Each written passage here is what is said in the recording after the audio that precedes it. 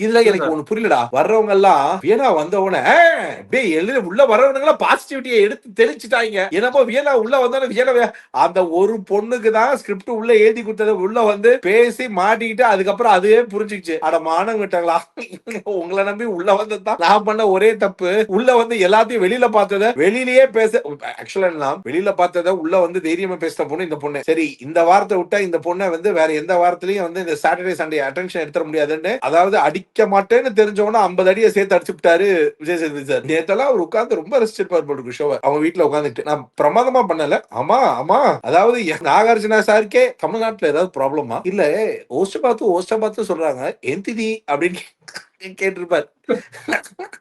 அந்த லெவலுக்கு ஒருத்தர் எவ்வளவு காண்டா இருந்தா சச்சின் டெண்டுல்கர் ஹோஸ்டா போடுங்கன்னு ஒரு கமெண்ட் போட்டிருப்பான். சச்சின் டெண்டுல்கர் நிறைய நான் பார்த்தேன். அதுக்கப்புறம் அந்த லைவ் கமெண்ட்ஸ் பார்த்தா அதெல்லாம் சில பேர்லாம் சொல்ல முடியல. பொலிட்டிக்கல் என்னாலும் சொல்ல முடியலடா, என்னாலும் சொல்ல முடியல.